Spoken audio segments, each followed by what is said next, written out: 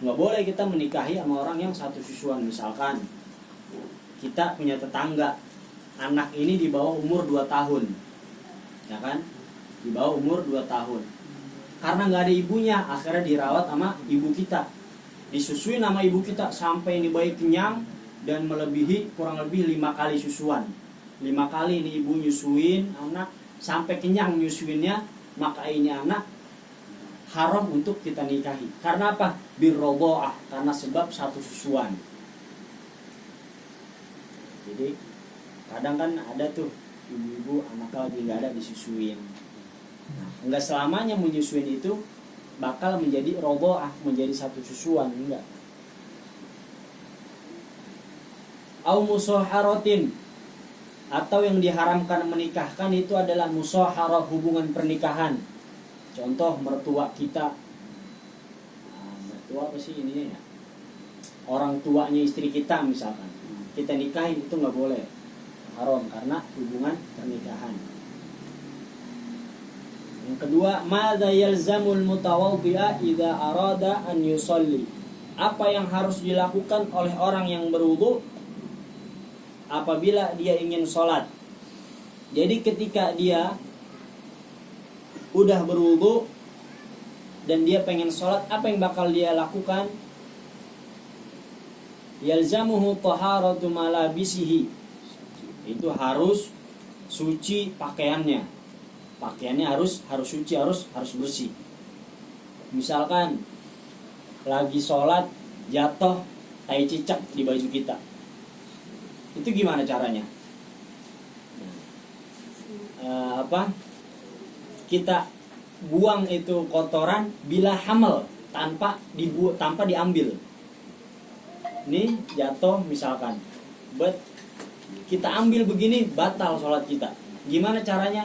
Kita giniin, kita goyangin. Kalau emang tetap di situ, sholat kita batal.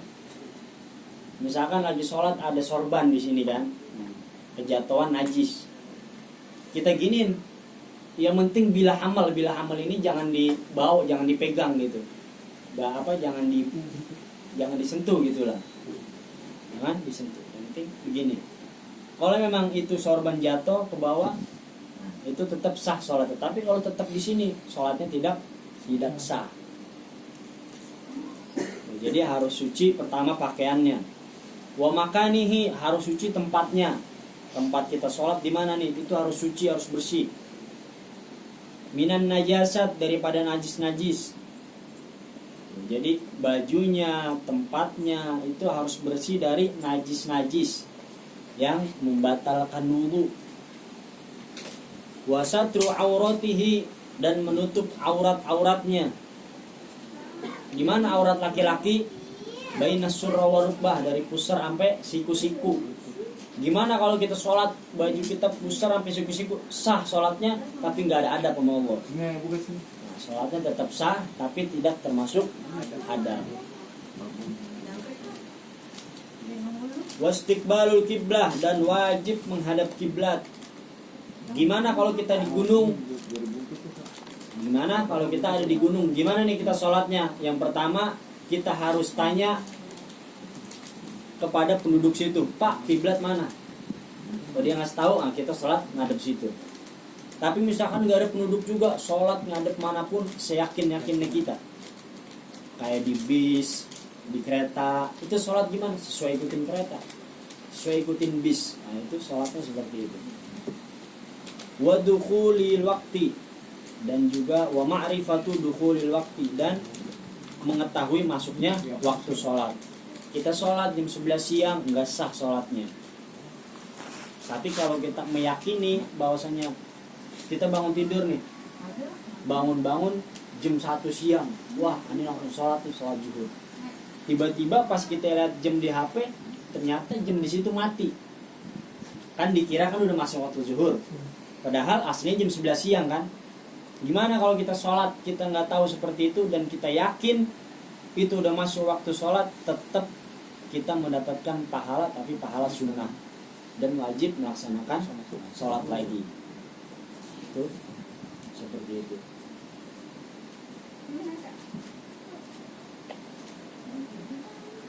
Ini ada mau nanya nggak nih?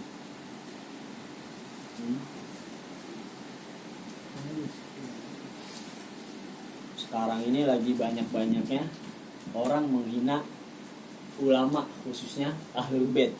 Apa kata Nabi dalam sabdanya, man abghadana ahlu baiti hasyarahullah yaumal qiyamah ma'al yahud. Qalu wa in shalla wa shama ya Rasulullah. Bala, kata Nabi. Siapa orang yang membenci kami, keluarga kami, akan dibangkitkan oleh Allah pada hari kiamat bersama orang-orang Yahudi. Sahabat nanya, ini orang ahli sholat ya Rasul, ini orang ahli puasa, ahli ibadah. Kata Nabi apa? Bala wa in shalla wa shoma. Walaupun ini orang ahli sholat, ini orang ahli ibadah, ahli sodako, ahli haji, kalau dia meninggal dalam keadaan benci sama keturunan Nabi, dia Allah bangkitkan bersama orang-orang Yahudi. Ini itu hadis yang pertama. Ada lagi hadis yang kedua, Nabi mengatakan, man mata mubghidhan li ahli baiti hasyarahu Allah yaumal qiyamah ma'al yahud wa in taqatta'a fil ibadati iraban iraba. Orang yang mati benci dalam hatinya kepada keluarga Nabi akan dibangkitkan bersama orang-orang kafir. Wa in taqatta'a fil ibadati iraban iraba.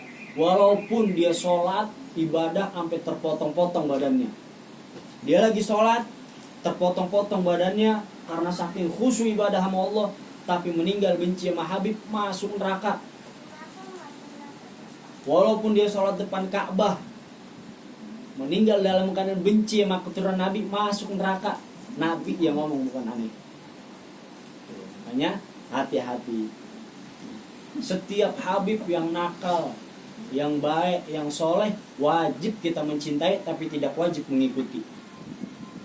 Paham nggak? Habib kan banyak nih. Mungkin ada Habib yang Syiah dan lain sebagainya. Cinta sama dia wajib, tapi tidak wajib mengikuti. Ikuti Habib yang jalannya Rasulullah Sallallahu Alaihi Wasallam. Kenapa?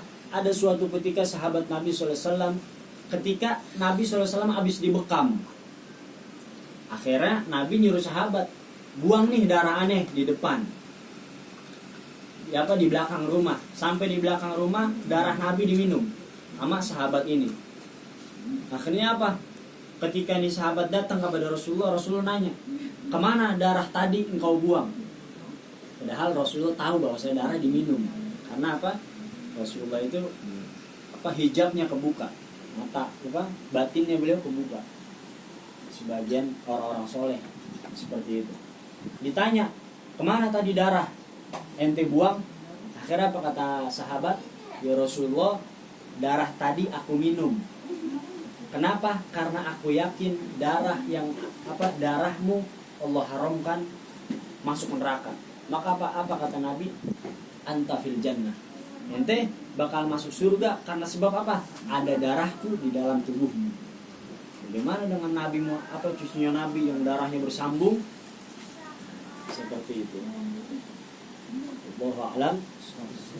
Subhanakallahumma wa bihamdika asyhadu an la ilaha illa anta astaghfiruka wa atubu